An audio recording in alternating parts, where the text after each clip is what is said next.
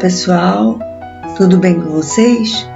Hoje leremos o livro de Romanos, capítulos 5, 6, 7 e 8. Capítulo 5. O justificado tem paz com Deus. Portanto, havendo sido justificados pela fé, temos paz com Deus, por meio do nosso Senhor Jesus Cristo, por intermédio de quem obtivemos pleno acesso pela fé a esta graça na qual agora estamos firmados e nos gloriamos na confiança plena da glória de Deus. Mas não somente isso, como também nos gloriamos nas tribulações, porque aprendemos que a tribulação produz perseverança. A perseverança produz um caráter aprovado, e o caráter aprovado produz confiança. E a confiança não nos decepciona, porque Deus derramou o seu amor em nossos corações por meio do Espírito Santo, que Ele mesmo nos outorgou. Em verdade, no devido tempo, quando ainda éramos fracos, Cristo morreu por todos os ímpios. Sabemos que é muito difícil que alguém se disponha a morrer por um justo, embora por uma pessoa que se dedique ao bem, talvez alguém tenha coragem de dispor sua vida. Porém, Deus comprova seu amor para conosco pelo fato de ter Cristo morrido em nosso benefício quando ainda andávamos no pecado. Agora, como fomos justificados por seu sangue, muito mais ainda por intermédio dele seremos salvos da ira de Deus. Ora, se quando éramos inimigos de Deus, fomos reconciliados com ele, mediante a morte de seu Filho, quanto mais no presente, havendo sido feitos amigos de Deus, seremos salvos por sua vida. E ainda mais, nos gloriamos também em Deus por nosso Senhor Jesus Cristo, por intermédio de quem recebemos agora completa reconciliação.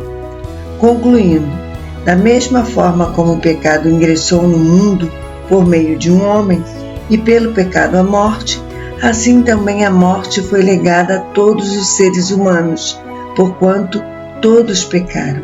Porque antes de ser promulgada a lei, o pecado já estava no mundo. Todavia, o pecado não é levado em conta quando não existe a lei. No entanto, a morte reinou desde a época de Adão até os dias de Moisés, mesmo sobre aqueles que não cometeram pecado, semelhante à desobediência de Adão, o qual era uma prefiguração daquele que haveria de vir.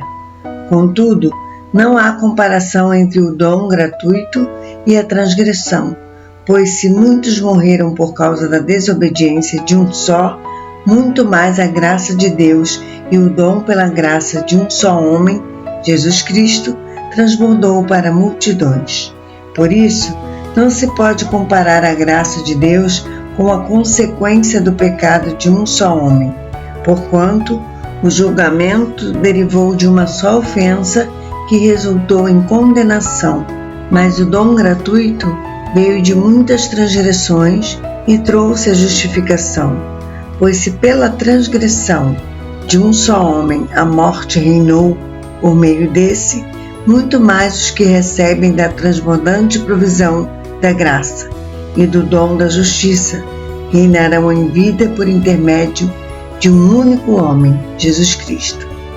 Portanto, assim como uma só transgressão determinou na condenação de todos os seres humanos, assim, igualmente, um só ato de justiça resultou na justificação que traz vida a todos os homens. Sendo assim, como por meio da desobediência de um só homem, muitos se tornaram pecadores, assim também, por intermédio da obediência de um único homem, muitos serão feitos justos. A lei foi instituída para que a transgressão fosse ressaltada, mas onde abundou o pecado, superabundou a graça, para que assim como o pecado reinou na morte, assim também reine a graça pela justiça, para outorgar vida eterna por intermédio de Jesus Cristo, nosso Senhor. Romanos, capítulo 6. Libertos do poder do pecado. Então, qual seria a conclusão? Devemos continuar pecando a fim de que a graça seja ainda mais ressaltada? De forma alguma. Nós que morremos para o pecado, como seria possível desejar viver sob o seu jugo? Ou ignorais que todos nós que fomos batizados em Cristo Jesus, fomos igualmente batizados na sua morte? Portanto, fomos sepultados com ele na morte por meio do batismo, com o propósito de que, assim como Cristo foi ressuscitado dos mortos, mediante a glória do Pai, também nós vivamos uma nova vida. Se desse modo fomos unidos a Ele, na semelhança da sua morte, com toda certeza o seremos também na semelhança da sua ressurreição. Pois temos conhecimento de que a nossa velha humanidade em Adão foi crucificada com ele, a fim de que o corpo sujeito ao pecado fosse destruído, para que nunca mais venhamos a servir ao pecado. Porquanto todo aquele que morreu já foi justificado do pecado.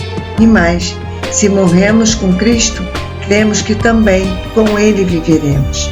Pois sabemos que, havendo sido ressuscitado dos mortos, Cristo não pode morrer novamente, ou seja, a morte não tem mais qualquer poder sobre ele, porque ao morrer para o pecado, morreu de uma vez por todas para o pecado.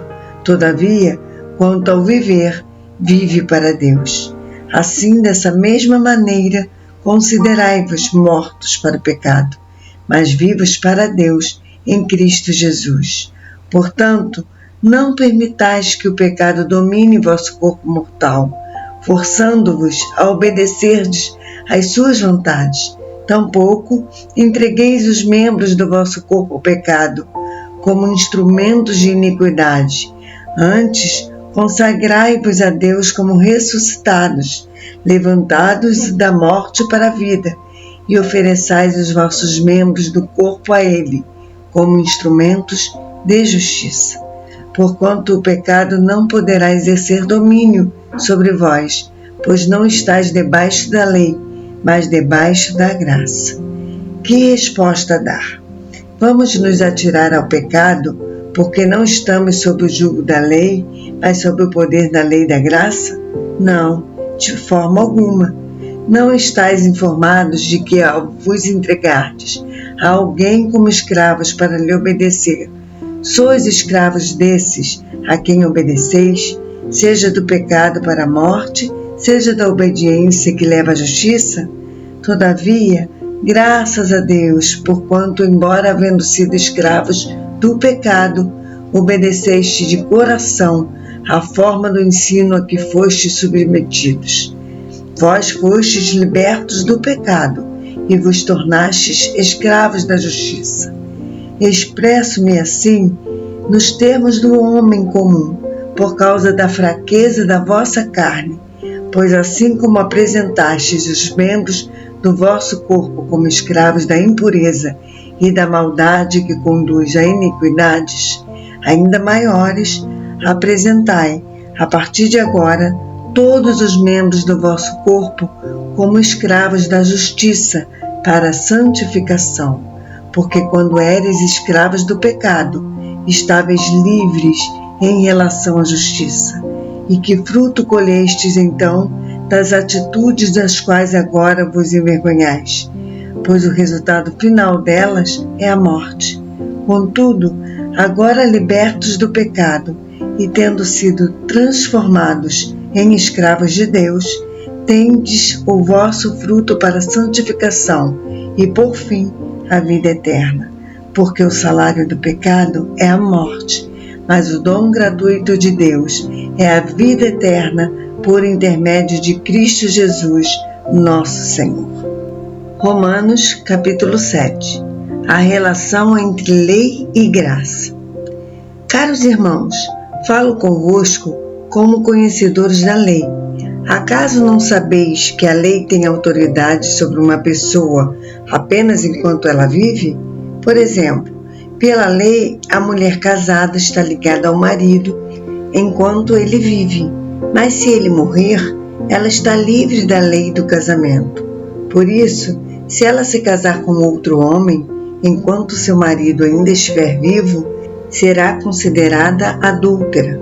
Mas se o marido morrer, ela estará livre daquela lei, e mesmo que venha se casar com outro homem, não estará adulterando.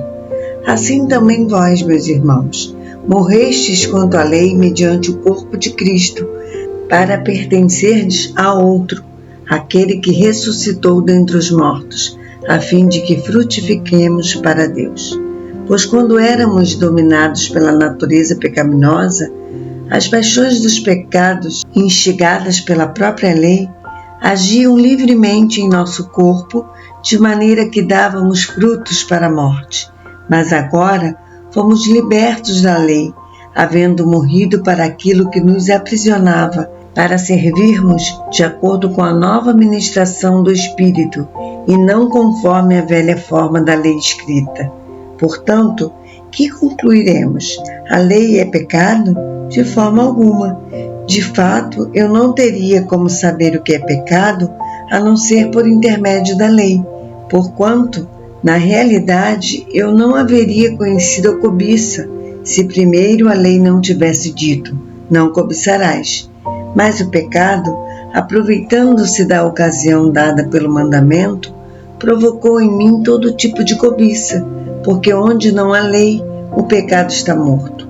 Antes, eu vivia sem a lei, mas quando veio o mandamento, o pecado reviveu, e eu fui ferido de morte, e descobri que o mandamento que era para a vida transformou-se em morte para mim. Porquanto, o pecado, valendo-se do mandamento, iludiu-me, e por meio dele me matou, de maneira que a lei é santa, e o mandamento santo, justo e bom. Portanto, isso significa que o que era bom tornou-se morte para mim? De forma alguma, mas o pecado, para que se revelasse como pecado, produziu em mim a morte, por intermédio do que era bom, a fim de que por meio do mandamento o pecado se demonstrasse extremamente maligno, porquanto é do nosso pleno conhecimento de que a lei é espiritual.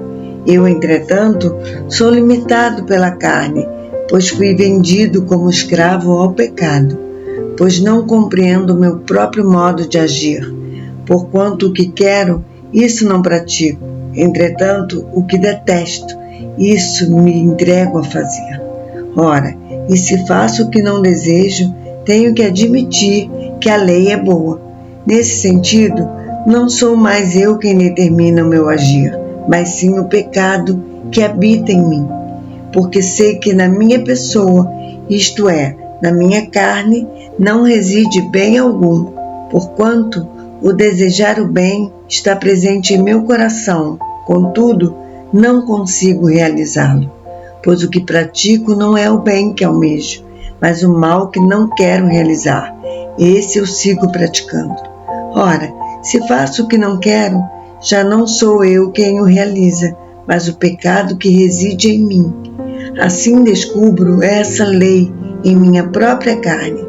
Quando quero fazer o bem, o mal está presente em mim, pois no íntimo da minha alma tenho prazer na lei de Deus. Contudo, vejo uma outra lei agindo nos membros do meu corpo, guerreando contra a lei da minha razão, tornando-me prisioneiro da lei do pecado que atua em todos os meus membros. Miserável ser humano que sou, quem me libertará deste corpo de morte?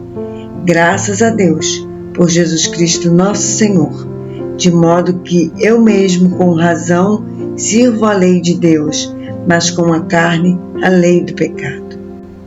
Romanos capítulo 8. O Espírito guia os filhos de Deus. Portanto, agora não há nenhuma condenação para os que estão em Cristo Jesus, porque a lei do Espírito da vida em Cristo Jesus te livrou da lei do pecado e da morte, porquanto aquilo que a lei fora incapaz de realizar por estar enfraquecida pela natureza pecaminosa, Deus o fez enviando o seu próprio Filho, à semelhança do ser humano pecador, como oferta pelo pecado, e assim condenou o pecado na carne, para que a justa exigência da lei se cumprisse em nós, que não andamos segundo a natureza carnal, mas segundo o Espírito. Os que vivem segundo a carne têm a mente voltada para as vontades da natureza carnal. Entretanto, os que vivem de acordo com o Espírito têm a mente orientada para satisfazer o que o Espírito deseja, pois o modo de pensar da carne é morte, mas a mentalidade do Espírito é vida e paz, porque a mentalidade da carne é inimiga de Deus, pois não se submete à lei de Deus, nem consegue fazê-lo. Os que vivem na carne não podem agradar a Deus. Vós, contudo, não estáis debaixo do domínio da carne, mas do Espírito, se é que de fato o Espírito de Deus habita em vós. Todavia, se alguém não tem o Espírito de Cristo, não pertence a Cristo. Porém, se Cristo está em vós, o corpo está morto por causa do pecado, mas o Espírito vive por causa da justiça. E se o Espírito daquele que ressuscitou dos mortos, a Jesus, habita em vós, aquele que ressuscitou dos mortos a Cristo Jesus, igualmente vos dará vida a seus corpos mortais, por intermédio do seu Espírito que habita em vós. Portanto, irmãos, estamos em dívida não para com a natureza carnal, para andarmos submissos a ela, porque se viverdes de acordo com a carne, certamente morrereis. No entanto, se pelo Espírito fizerdes morrer dos atos do corpo, vivereis. Porquanto todos os que são guiados pelo Espírito de Deus são filhos de Deus.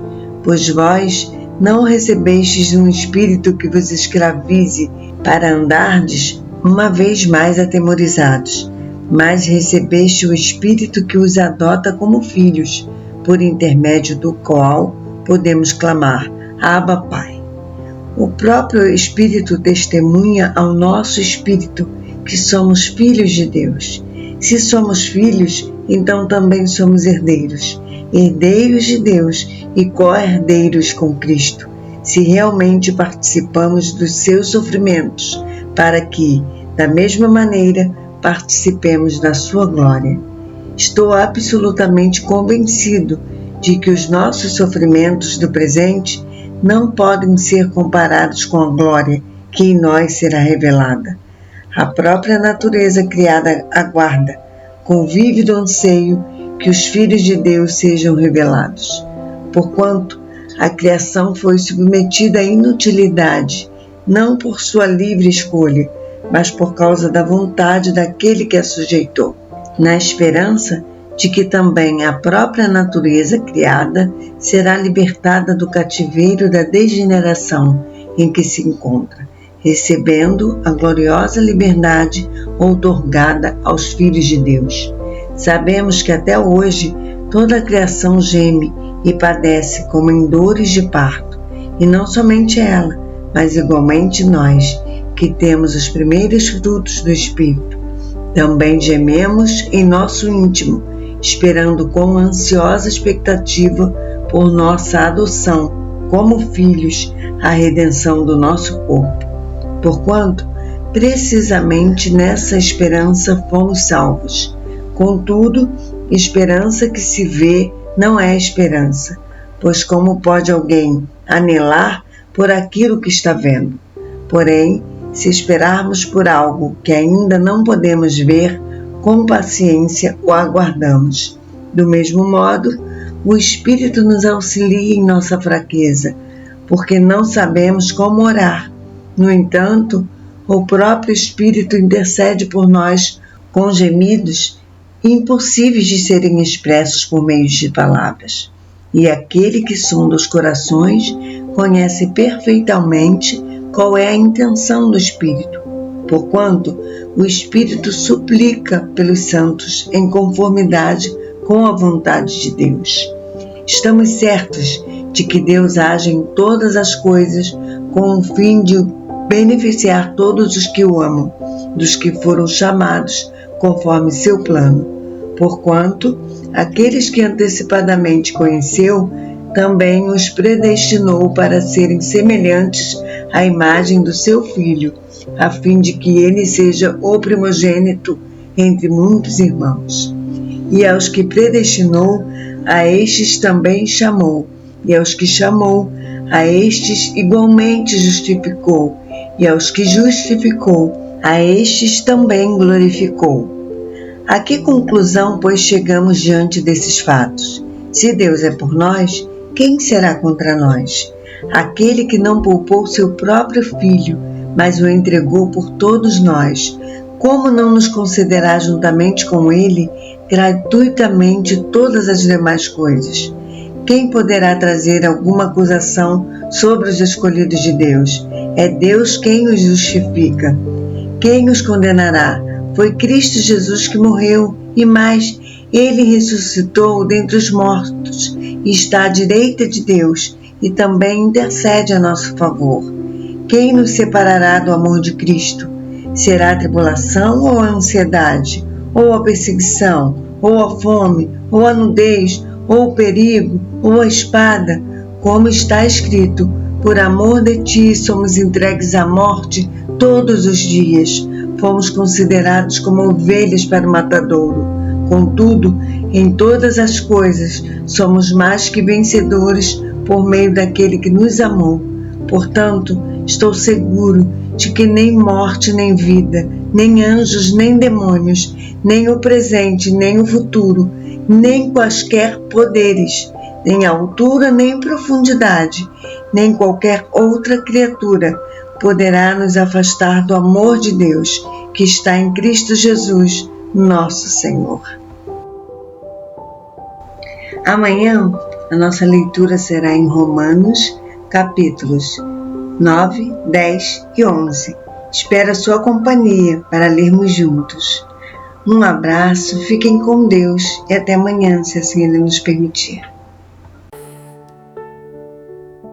Oh Christ, whose mercy like a river flows, in gratitude my heart its song bestows. From sin's abyss your love has set me free. In awe of grace I bow my head to thee. Thy mercy's breath no mortal tongue can tell. Your grace extends where the shadows dwell. In wondrous love my soul now finds its rest. Your precious blood has made my spirit blessed.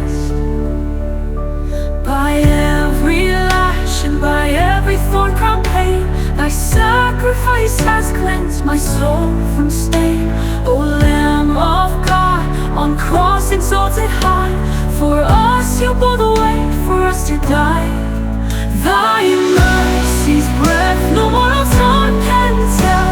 Your grace extends where the shadows dwell. In wondrous love my soul now finds its rest. Your precious blood has made my spirit blessed. By every lash and by every thorn-crowned pain, thy sacrifice has cleansed my soul from stain. O Lamb of God, on cross exalted high, for us you bore the weight, for us to die. Thy mercy's breath no mortal tongue can tell.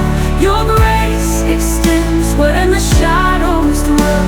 In wondrous love my soul now finds its rest. Your precious blood has made my spirit blessed. Oh Holy One, my gratitude proclaim. In reverence I magnify your name.